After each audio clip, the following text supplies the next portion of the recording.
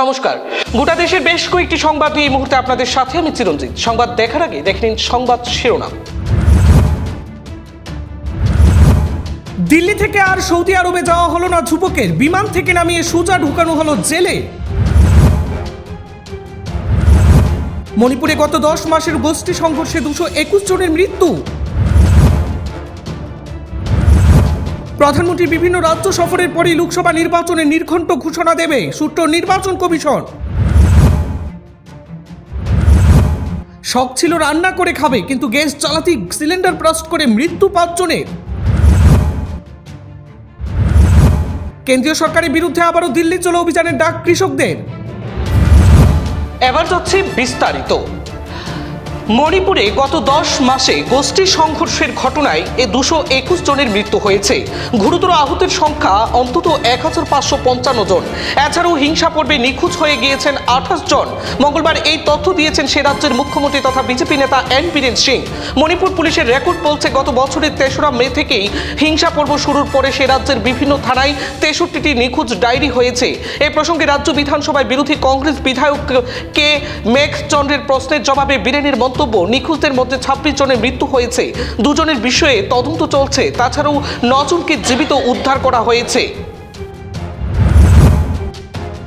খুব দ্রুত যদি এই মাসের মাঝামাঝি আগে লোকসভা নির্বাচনের দিনক্ষণ ঘোষণার সম্ভাবনা কম, যারা কারণ হিসাবে প্রধানমন্ত্রী নরেন্দ্র মোদীর বিভিন্ন রাজ্য সফরের কথাই উঠছে। প্রধানমন্ত্রী রাজ্য সফর চলবে আগামী 3রা মার্চ পর্যন্ত। সূত্রের খবর, এরপরেই ভোট হতে চলছে গোটা দেশে। সেক্ষেত্রে দেশে নভেম্বরের পরেই ভোট হওয়ার কথা ছিল, কিন্তু 5 বছর আগে 10ই মার্চ দেশে লোকসভা নির্বাচন ঘোষণা করা হয়েছিল। তার ঠিক 1 মাস পরে 11ই এপ্রিল ভোট শুরু হয়। এই যাত্রা পরিস্থিতির দিকে এগুচ্ছে। তাতে 13 মার্চ পর্যন্ত নরেন্দ্র মোদীর সরকারি প্রকল্পের শিলান্যাস কর্মসূচি রয়েছে।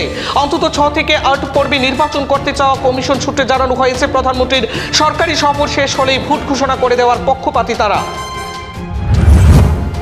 বাড়িতে সিলিন্ডার ফেটে বিস্ফোরণে মৃত্যু 5 জনের, তার মধ্যে রয়েছেন 3 শিশু। মঙ্গলবার রাত 10:30 নাগাদ উত্তরপ্রদেশের লখনৌ করুকরি এলাকায় ঘটনাটি ঘটে। মৃতদের পরিচয় যথাক্রমে মুশিদ বয়স 50, হুসন বানু বয়স 45, রায়া বয়স 7, উমা বয়স 4 এবং হিনা বয়স 2। দমকল সূত্রে খবর, মঙ্গলবার রাতে এলাকার একটি বাড়ি থেকে পরপর 2টি সিলিন্ডার ফেটে যাওয়ার শব্দ শুনতে পায় এলাকাবাসী।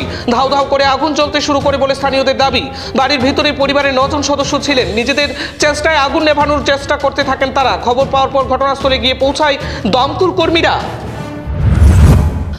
আবারও দিল্লি চলো কর্মসূচি শুরু করতে যাচ্ছে কৃষকরা। দিন কয়েক বিরতির পর তারা সেই কর্মসূচিকে এগিয়ে নিয়ে যাওয়ার পরিকল্পনা নিয়েছে। পাঞ্জাব, হরিয়ানা, উত্তরপ্রদেশ তো বটেই, দেশের অন্যান্য কয়েকটি রাজ্য থেকেও কৃষকদের রাজধানীতে প্রবেশ করার সম্ভাবনা রয়েছে। অন্যদিকে কৃষকদের আটকাতে প্রস্তুত পুলিশও। সীমানা তো বটেই, দিল্লির বিভিন্ন জায়গাতেও পুলিশ নিরাপত্তা বৃদ্ধি করা হয়েছে। গত 3রা মার্চ সংযুক্ত কিষাণ মোর্চার নেতা সরবন সিং পান্দে জানিয়েছিলেন বুধবার তারা আবারও রাজধানীতে ঢোকার চেষ্টা করবেন। তিনি এও বলেন, যারা ট্র্যাক্টর নিয়ে দিল্লিতে ঢুকতে পারবেন না তারা ট্রেন বা অন্যান্য পরিবহন করে রাজধানীতে যেতে পারেন।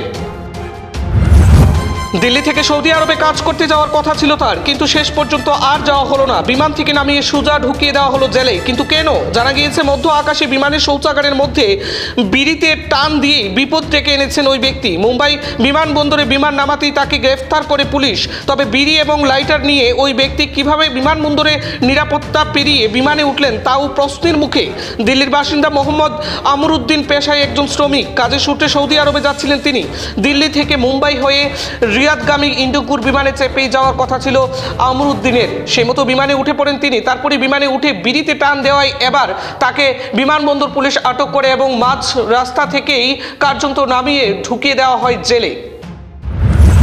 পরবর্তী সংবাদ এবং বিভিন্ন আপডেট দেখতে অবশ্যই চোখ রাখবেন খবর জন্য স্বার্থের পর্দায়। ততক্ষণ ভালো থাকবেন, সুস্থ থাকবেন। ধন্যবাদ।